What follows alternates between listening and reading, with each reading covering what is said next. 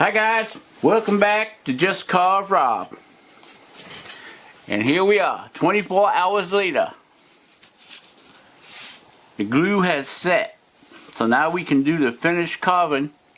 Rock-a-bye pumpkin on a treetop. When the shelf breaks, your bottom will flop.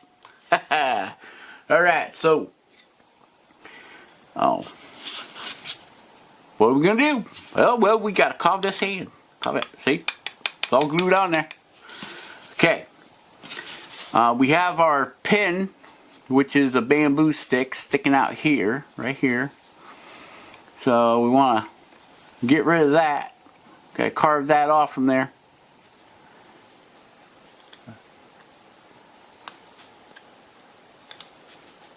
Okay, get that off there. It's like cutting off a tree with an axe. Take a down swing, take an up swing. Take a down swing, take an up swing. Take a down swing, take an up swing. Pumpkin man swinging.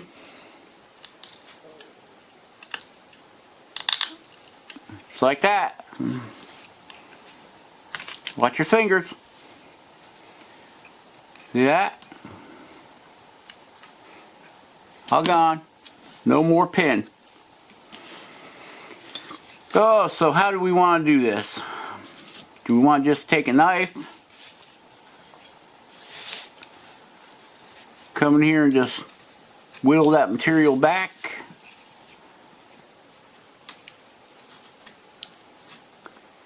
Like that.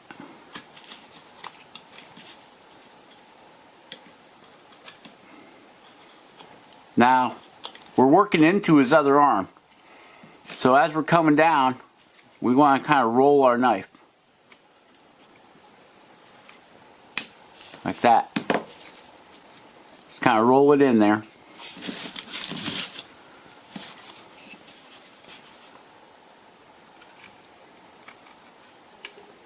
Now I'm using my fingers to roll that knife like that. Okay?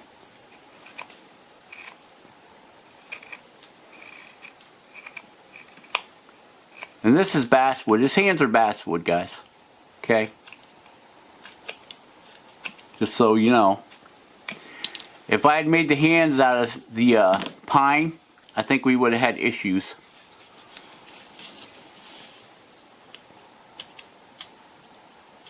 Now don't get me wrong, basswood can get a little chippy too when you're going the wrong way with the grain, like up in here.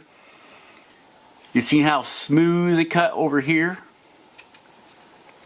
Smooth, like that there. See, but if I try going this way, that knife really wants to dig in. So we know to carve this, we got to come down, which is a problem on the other side, because apparently the grain has changed over here, and it really wants to dig in coming down. So you can't win for losing sometimes with the grain of your wood.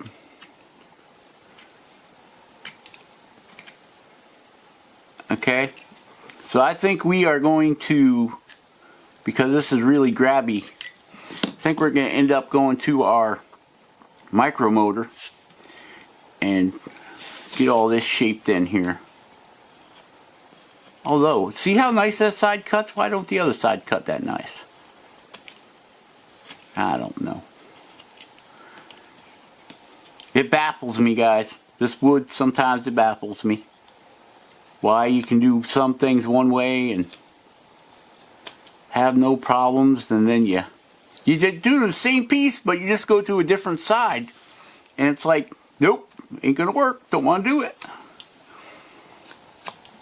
And I think now that we're getting down here where the two woods match, this pine here,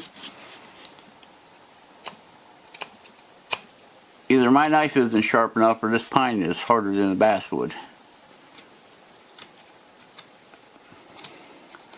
See, as long as you're going across the grain, okay, remember the grain's running on that 45-degree angle.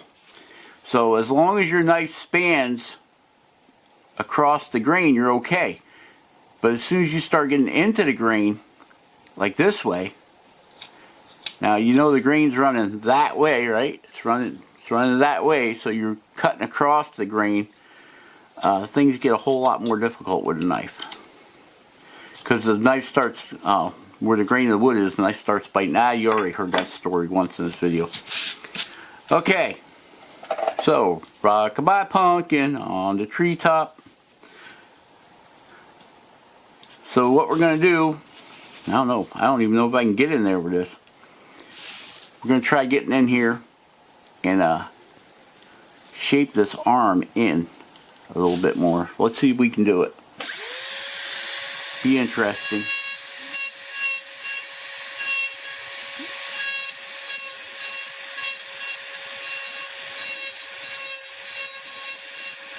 I mean, I can extend my bit out. This is a pretty long bit. I can extend it out a little bit to get in there, but anytime you start sticking your bits out further than you get sticking them out too far, you're really putting a lot of excess torque on your bearings in your handpiece. Now I have a Dremel handpiece right now that I have to replace because the bearings are going wonky in it. But I've been using that particular handpiece for, good Lord, I don't know. I've had it for, it's on my older Dremel, and we've been running it hard here for the last year. But the Dremel handpiece itself is probably 10 years old or older. I bought a Dremel way back. I was using it in the shop when I was in the maintenance department, and I used it for cutting metal.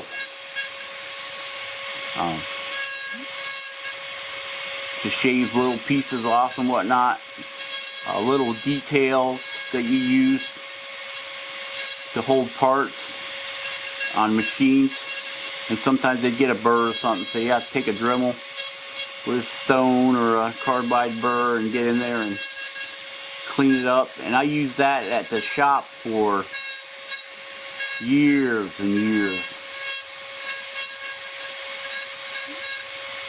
So after years of abuse, it's finally, I can notice that compared to my new Dremel, I can notice that the, turn that off for a second. I can notice that it has more vibration. This one here, I can feel a little back and forth play. If you grab your handpiece and you grab a burr or even just the end and move your handpiece back and forth and up and down, if you can feel that move, not around, I mean up and down and back and forth, it means your bearings are getting loose in there. Now it has not failed as of yet, but compared to this one, or is this the one? Look at that. I don't know if you guys can see that, but man, compared to the other one, you can almost hear it. Hear that? I don't know if you can hear it, but this has got a lot of play in it compared to this one. Oh yeah, that one's got mucho more play in it. That one, so, and you can feel it when you're using it. Not so much when you're pressing down with it, but when you got it wound up, yeah, that thing has really got a lot of play in it. But I do have another handpiece that I had bought because I broke an inner shaft. And it's one of them, I was in the middle of a project and I didn't want to wait for it to get here when I ordered it. So I just went down to Lowe's or someplace, spent the $30 for a whole new flex shaft, and I took the inner cable out, threaded it. Why I didn't just change the whole thing, I don't know. Being, as Jordy would say, being a little mental. So I got the new one with the new bearings up on the shelf up there. So I have to just take this whole thing out. And I don't know if I'll rebuild this, or I'm sure I can order bearings for it, but I'll keep it just because it's still got this button, works good. And who knows, the inner shaft. You never know when you might break an inner shaft. I don't know. I'm a pack rat. I keep everything. Okay. So now all we got to do is blend this right here. And I think, I wasn't thinking when I did this.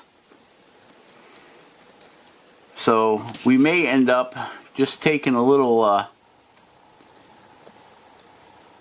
epoxy and putting it in there and just smoothing that to give it an even radius. I don't know. Let's carve on it a little bit more. Let's see what it comes out looking like here. Man, that glue don't want to come out of there. I was using Gorilla Glue, in case anybody's interested. It's the glue I use. That and a lot of times we'll just use the 5-minute epoxy, but in this case I just decided to use the Gorilla Glue and clamp it.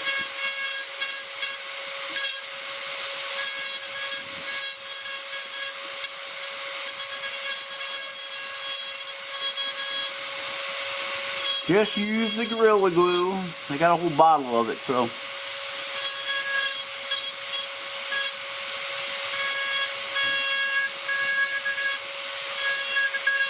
I mean, our dollar stores don't carry, well, my dollar store around here does not carry the dollar store epoxy. So I have to buy the cheapest epoxy I can find is like $5. Okay. For $7, I can get a whole great big tube, a big bottle of Gorilla Glue, which is, this bottle is 8 ounces compared to what, 2 ounces of epoxy. So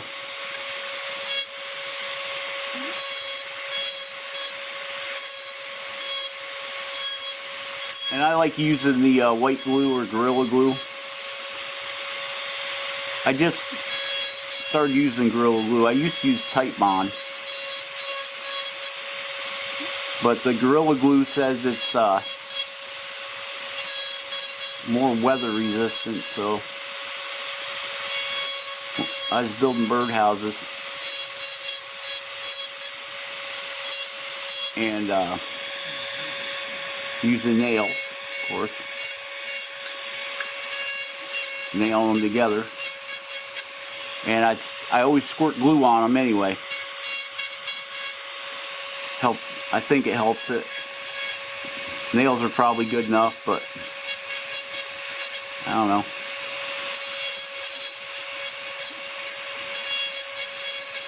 I don't like people who come back. I think that the glue also helps the wood from warping.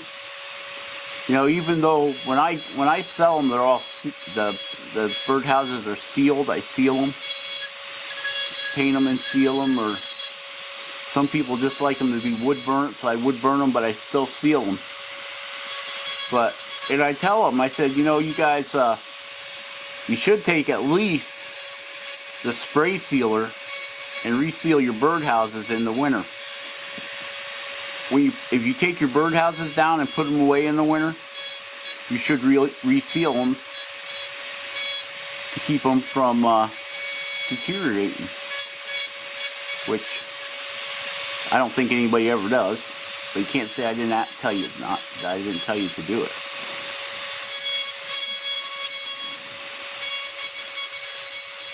because I've had a couple people bring birdhouses and they're like, can you fix this for me? And it's all broken, warped, and cracked. And I'm like, you didn't seal your birdhouse, did you?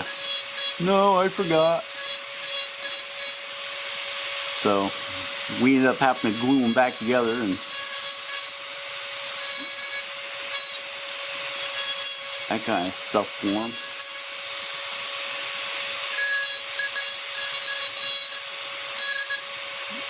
I'm gonna have to try some of that Cetal stuff, marine grade varnish, because you know that's 100% waterproof. Because you're gonna put it on your boat, on your wooden boat. The stuff better be pretty much waterproof, right? You're putting it on your boat.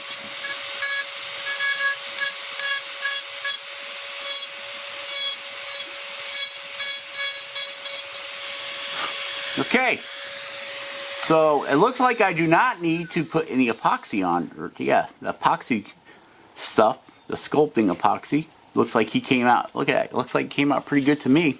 What do you think? Well, that's as much as I can zoom in. Oh, I can zoom this way. Whoop! I think that looks alright. Yeah? I think he looks alright. I think this hand here needs to come down a little bit more. It looks like his hand, looks like his hand is broken. Well, I guess if he's tilted down, it's all right. I think we'll just take a little bit of that bump off in there.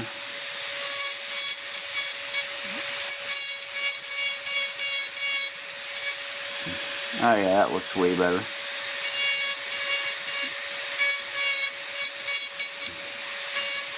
Welcome to my nightmare. Welcome one and all.